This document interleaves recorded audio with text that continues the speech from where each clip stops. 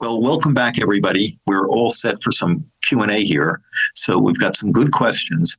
Okay, first of all, is there a place in the current guidelines for hydroxychloroquine in lupus nephritis?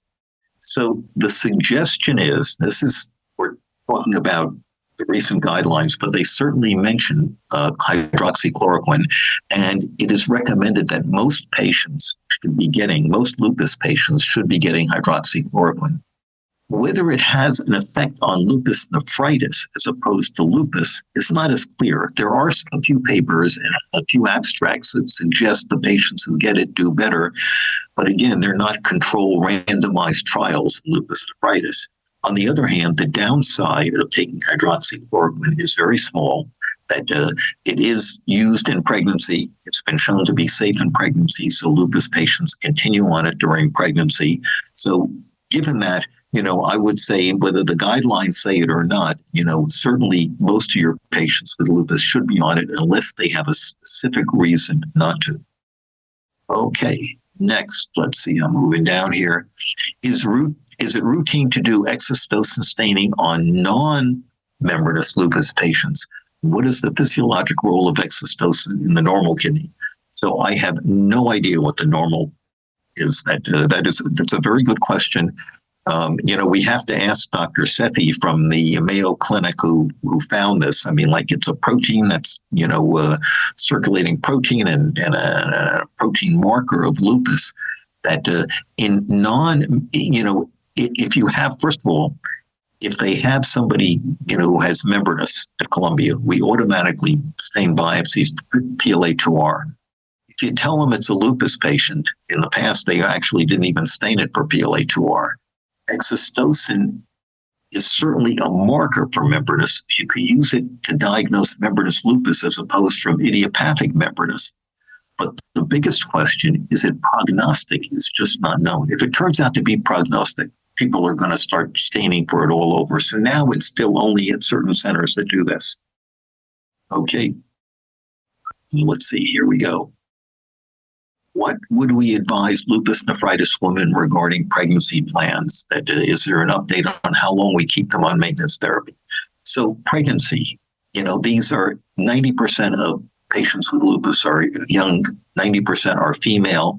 It's always an issue. And even the first time I see them, if I'm going to use vigorous therapy, I always say, that, I've had patients with worse biopsies and I've had patients who've had most active disease that we've managed to get through pregnancies in the future. In general, you like people to be inactive, meaning good blood pressure control, that no active sediment, good GFR, those people, low proteinuria, those people, if they've been off therapy or if they've been on therapy that can be used during pregnancy, that they're going to do well. The higher the blood pressure, the higher the creatinine, the higher the proteinuria at the start, more difficult it's going to be. But again, many of these patients can have children, especially if you can get them into remission. Now you get them into remission, and then you say, look, I don't think any medication is safe in pregnancy. I don't believe any medication is if I had a choice. But if you want to keep somebody on maintenance, if they want mycophenolate, switch them over to azathioprine. There's much more data on azathioprine in pregnancies. If you want to keep them on a calcineurin inhibitor, we don't take our transplant patients off tax, so I would just leave them on tax. Those are two you can use, and you can use steroids. Is there an update on how long maintenance? There is not an update, but we generally say that maintenance therapy is 3 to 4 years. Based on the MAINTAIN data in Europe and the ALMS trial, our ALMS trial in the United States and worldwide, that we generally say 3 to 4 years of maintenance, and those patients do extremely well if they're maintained that long.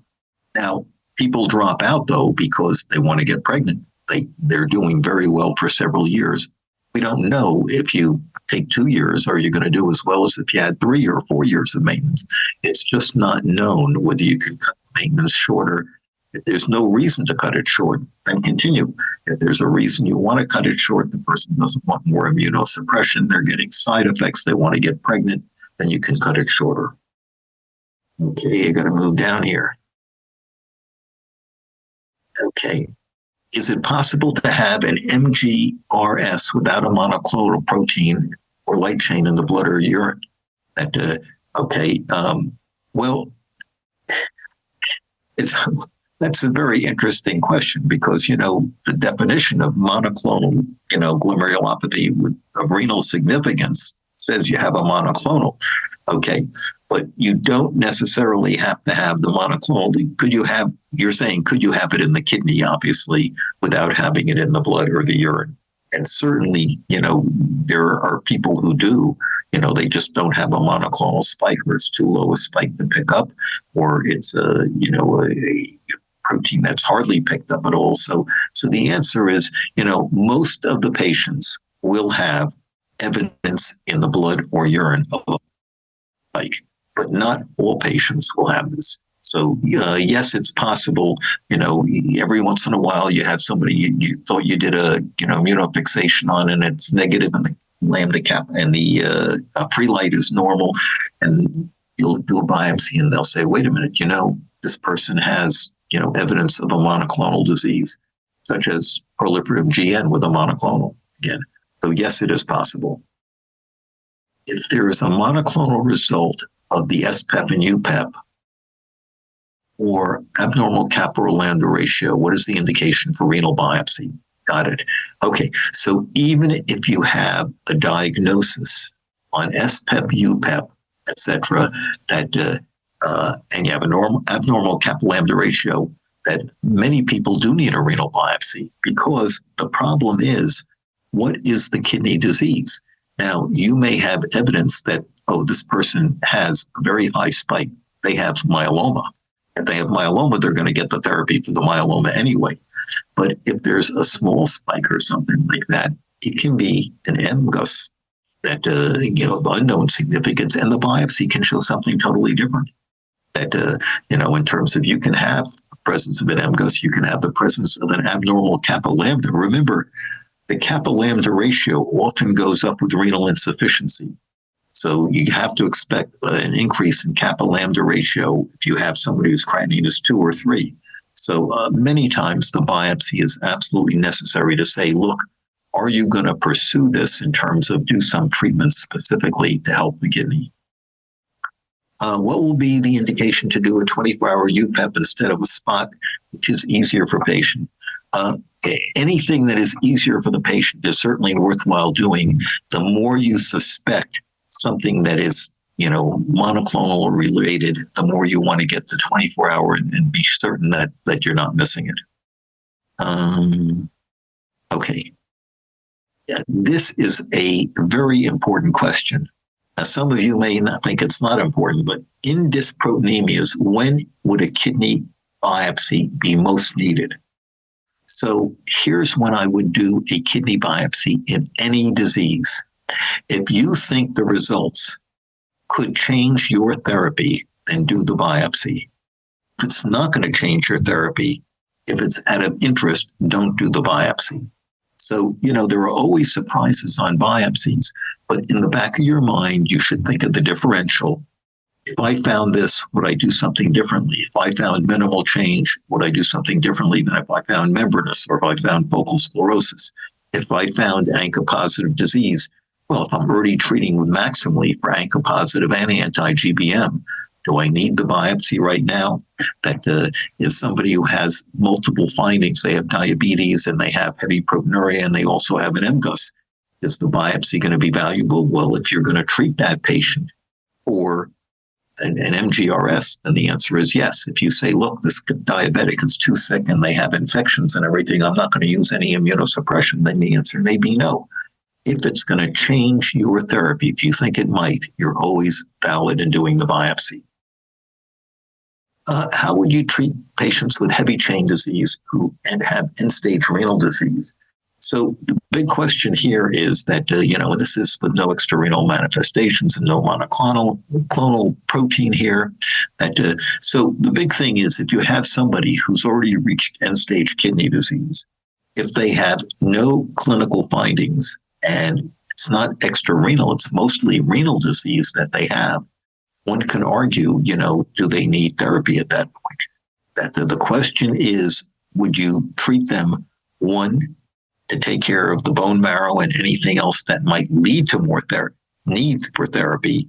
And two, would they be getting a kidney transplant? Many people feel that light chain deposition disease and heavy chain deposition disease, treat them first before you would give them a kidney transplant.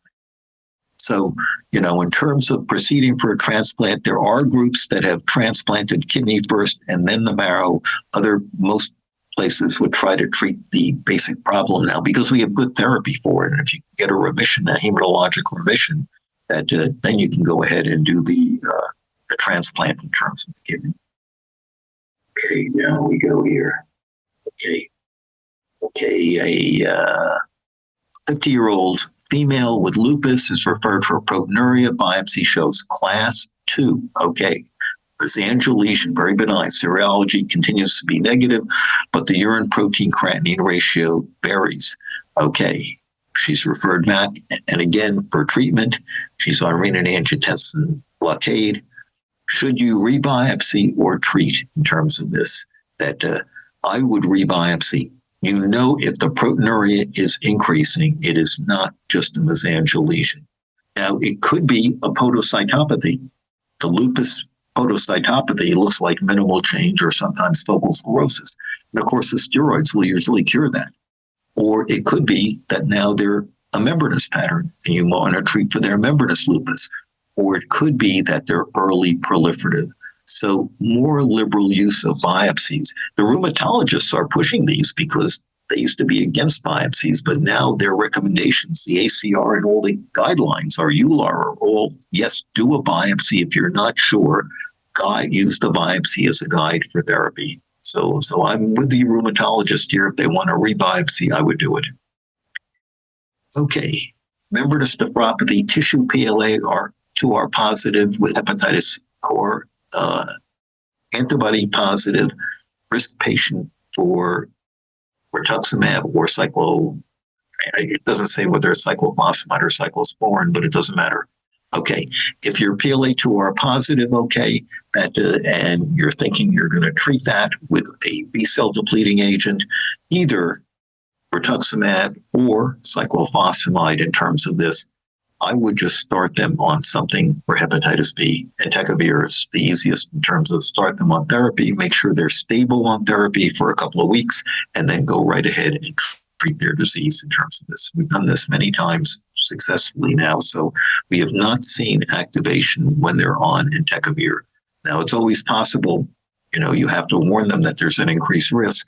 But again, in general, I think it's safe once they're on therapy for this. And again, of course, you're monitoring this over time. And I think that is it. Okay, so I have now gone through all the questions that because I'm off screen, I have no idea who's still there. But I think I've finished for the day. I think you've had more than enough. 2 lectures and cases by Appel is enough for one day. So I'll stop here. Thank you.